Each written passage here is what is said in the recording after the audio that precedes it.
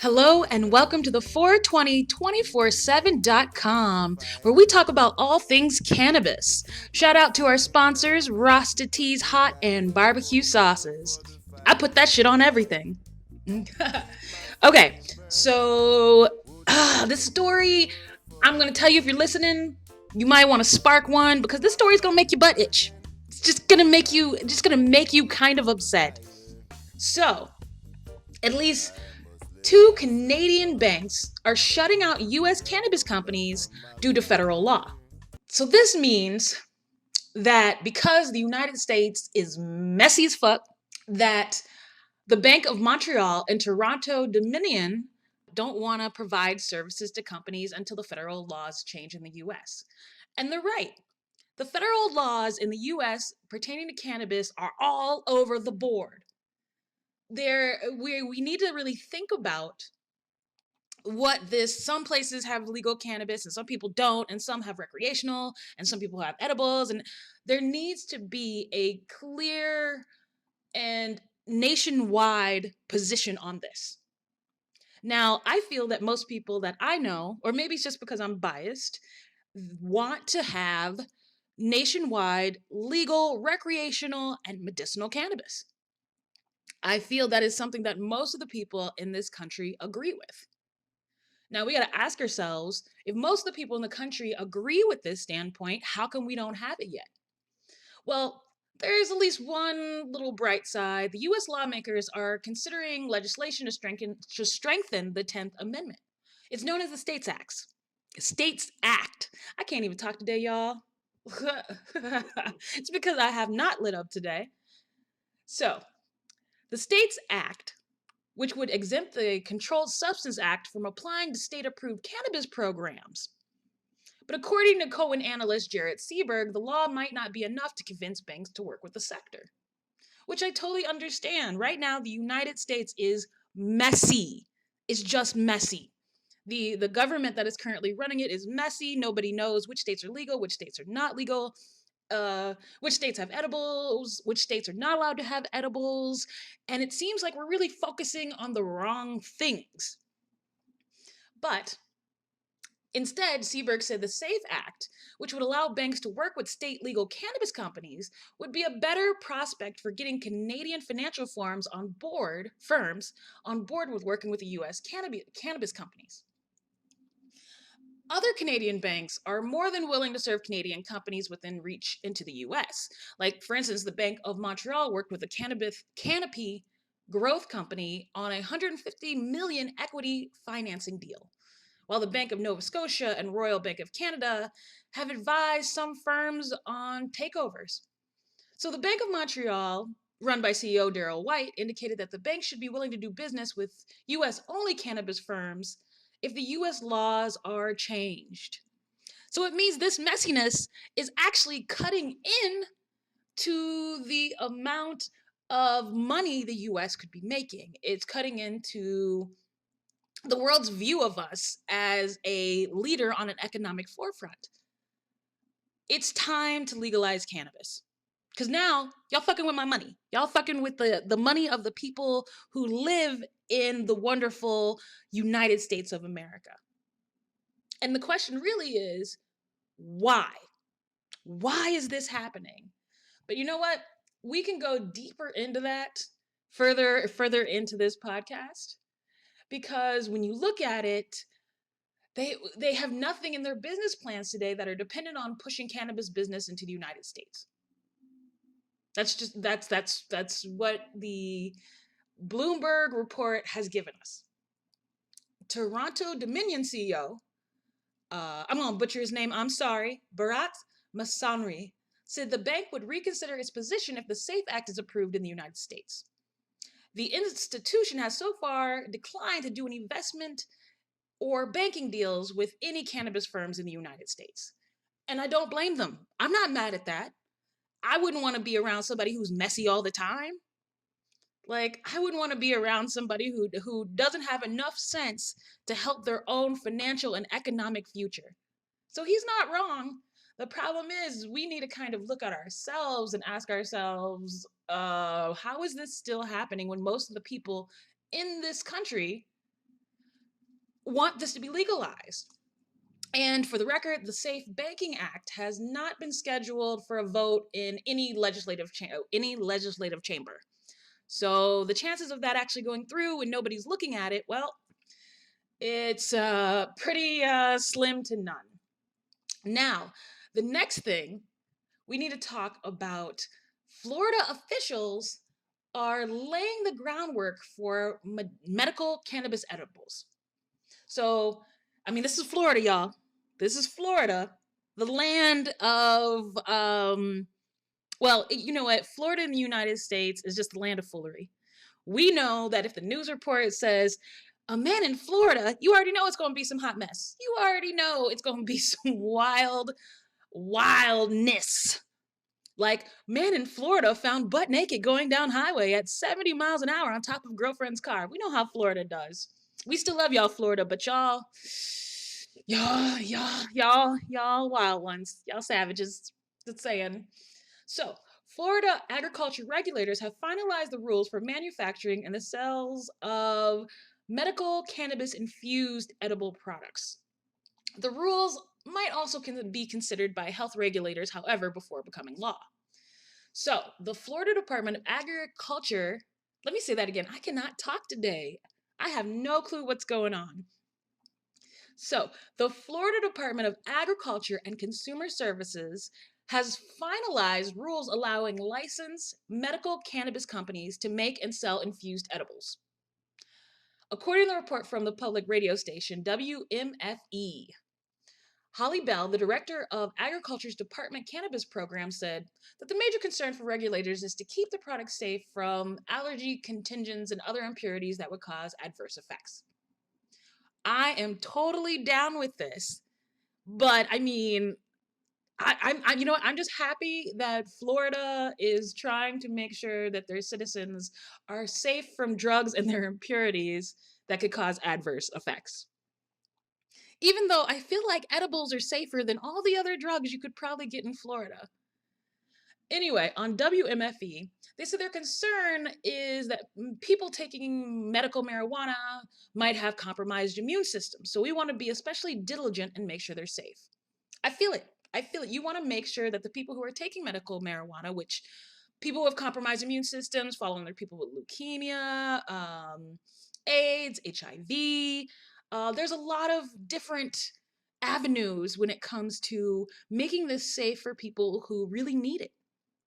I feel like, however, in the US, we're taking more precautions on making sure that marijuana and medicinal and cannabis edibles are safe, but we're not making sure that the pharmaceuticals that people are taking are all that safe.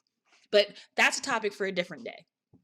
So the state health department in Florida is next to issue their rules on cannabis infused edibles. This is coming up rather soon, people. So people in Florida, make sure that you write your legislative branches, send letters, do everything that you need to do to get this bill adopted and passed. So these rules are expected in the next coming weeks, and the health department in Florida will hold a public input tour. Yeah, I'm gonna start again. Those rules are expected in the next coming weeks, and the health department plans on holding public input tours on these proposals before they're adopted, indicated by Bell on WMFE.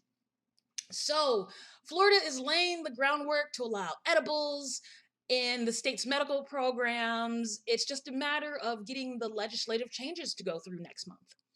We need to allow enrolled patients access to smokable flower products, edibles, vapes, and hopefully dispensaries in Florida, God willing, are expected to begin selling flower this summer.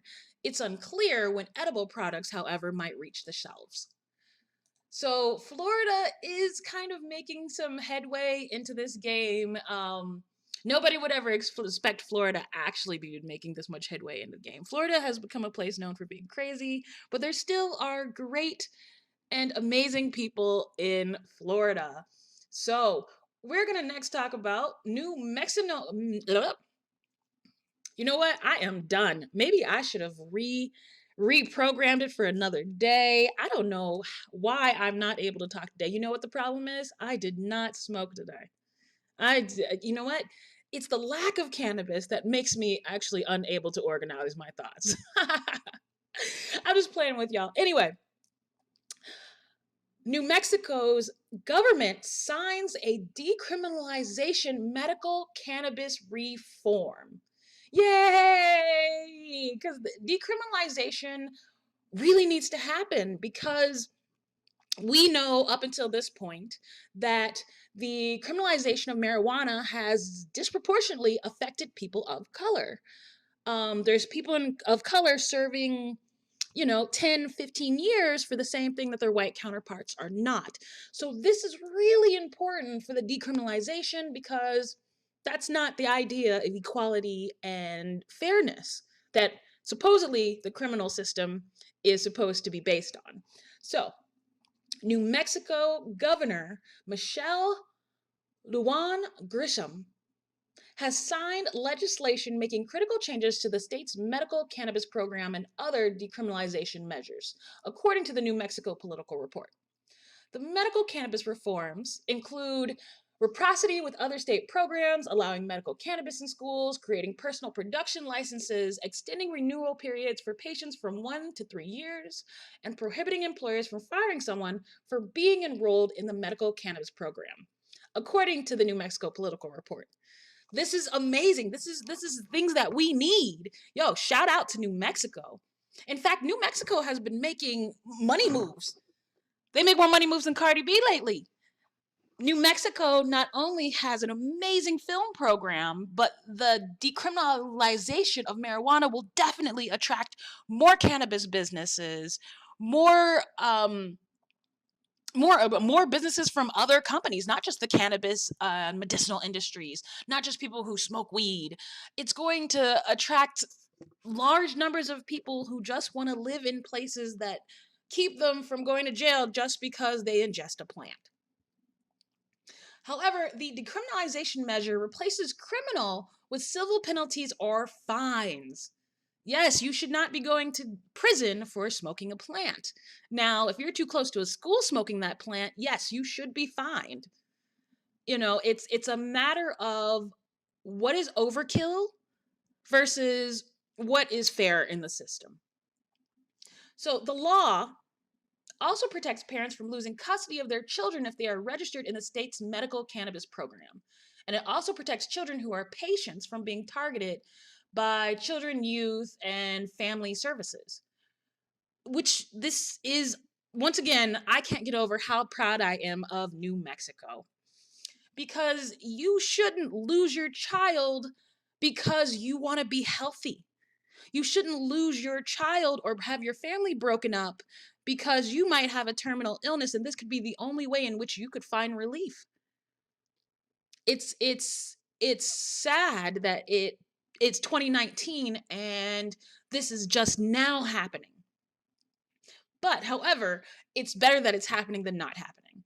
So youth patients will also be allowed to use medical cannabis products on some school properties as long as it does not disrupt the educational environment, the report says. So the laws, including language allowing schools to opt out if they believe their federal funding could be at risk, and language protecting children from being denied access to a school or classroom because they are medical cannabis patients. I feel that this is a great move forward. This is forward progression, and I wish a lot of other people would follow New Mexico's lead. The personal production licenses also will allow patients to grow their own cannabis and send it to a state licensed manufacturer for processing. The manufacturer, which are nonprofit in the state, could process the patient grown flower in edibles or extracts. The law also includes language permitting medical cannabis consumption areas at licensed establishments approved by the New Mexico Department of Health. New Mexico is doing a great, great service to its people. And I feel like New Mexico is going to be one of those states that becomes a leader on the forefront of ending cannabis prohibition in the next 10 to 20 years, maybe even the next 5 years. So shout out to New Mexico. Now, we're going to get into something that's not necessarily cannabis. It is more like cannabis's cousin. So, farmers in Indiana want to re-add the proposed hemp advisory council in Indiana. Let me try that again. So we're not going to talk about cannabis so much as now we're going to talk about cannabis's close cousin. So farmers are re-added to the proposed hemp advisory council in Indiana. Indiana farmers will get to participate in a proposed hemp advisory committee if the crop is successfully legalized in the state. So legalizing hemp would mean more growth in the farming sector, which we desperately need. We desperately need more growth in the farming sector. Our farms are suffering. So Indiana lawmakers have re-added farmers to the membership of a proposed hemp advisory committee if the crop is legalized in the state.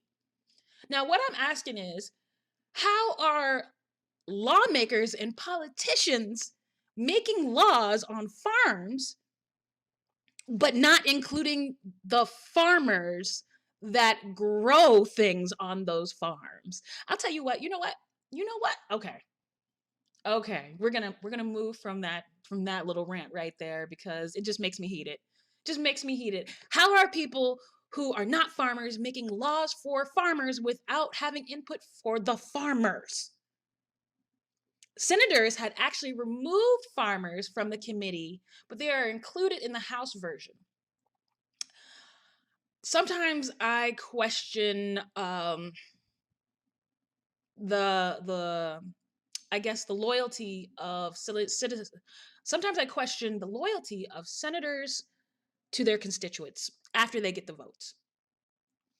So in addition to the farmers, the committee would include an elected sheriff, a member of the Midwest Hemp Council, the directors of the Agriculture, Health, and Financial Institutions departments, and the superintendent of the state police, the chairman of the Alcohol and Tobacco Commission, Indiana Farm Bureau, Indiana Crop Improvement Association, and Agribusiness Council of Indiana, appointees with hemp experience, and the state seed commissioner who would serve as a non-voting chair. All state officials could also appoint a designee. Okay. Well, Republican State Rep. Christy Stutzman told IPM that some farmers in her constituency have already planted several hundred acres of hemp crops. Justin Swanson, a hemp lobbyist, said hemp flower products are the easiest way for Hoosier farms to enter the really emerging hemp market with the least amount of overhead. I mean, excuse me if this is out of left field, but wasn't a lot of the presidents of the United States hemp farmers? I'm just saying, isn't there a very famous presidential hemp farmer? So at what point and what reason did we make hemp illegal? I mean, I know at what point and what reason on paper we made hemp illegal, but the idea of it still being legal in 2019 is insane to me. So Indiana is following the lead of several other states who are seeking to formally legalize hemp in their state following federal rule changes last year, legalizing industrial hemp production. Yo, all I gotta say is it's about time. It's about time that we get this under control.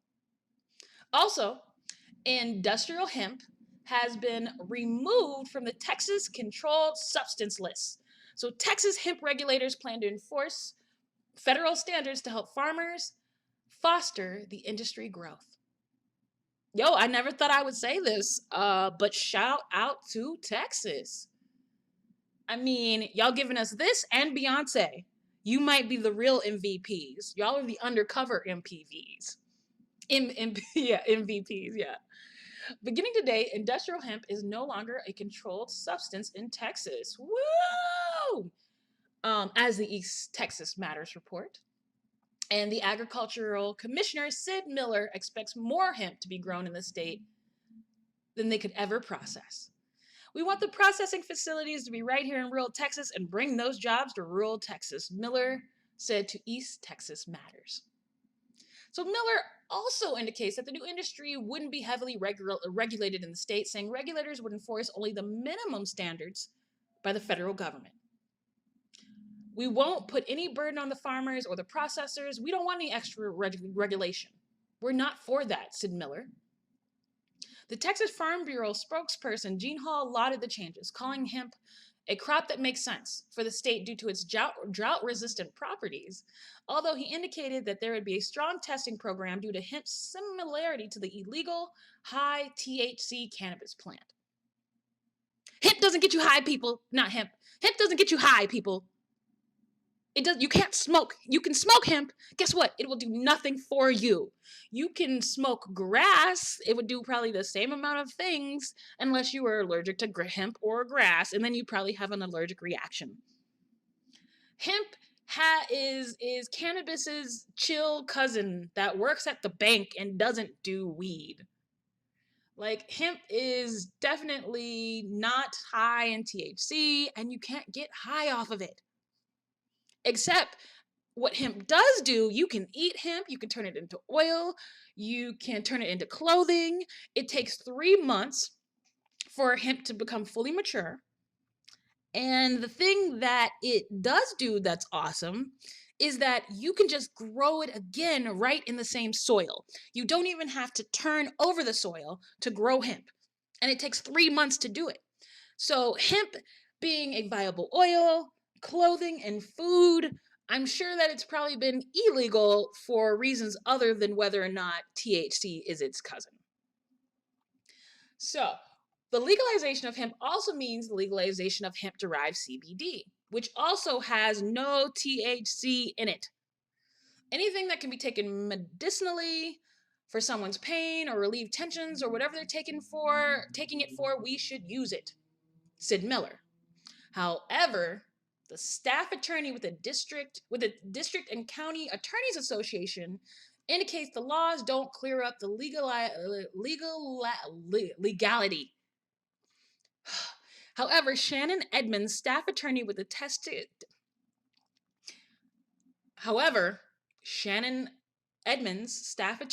Texas District and County Attorneys Association indicated that the law changes don't clear up the legality of hemp products in the state. It's really not going to have a direct impact other than to confuse people anymore. It's really not going to have any direct impact other than to confuse people even more, says Shannon Edmonds. Lisa Pitt, a cannabis attorney, told NBC that removing hemp from the state's controlled substance list isn't actually going to make hemp legal, and the legislation needs to take action to remove the criminal penalties. Right now, Texas medical cannabis program permits only low THC products akin to hemp-derived CBD with limited amounts of 0.5% THC. The federal farm defines hemp as containing 0.3% of THC. So, it's just confusing, but I hope Texas goes ahead with legalizing hemp. I'm really ready to start seeing this plant that does so much. It does so much and could help replace fossil fuels. This is a plant that could replace fossil fuels. I need this to become legal because, as we know, oil isn't sustainable. Neither is coal. So we got to find natural ways in order to make sustainable products that are not only good for us, but good for the earth. Thank you for joining me on the 420-247.com podcast. Check out our store at the420-247.com and shout out to our sponsors, Rossity's Hot and Barbecue Sauce. I put this shit on everything. See you next week.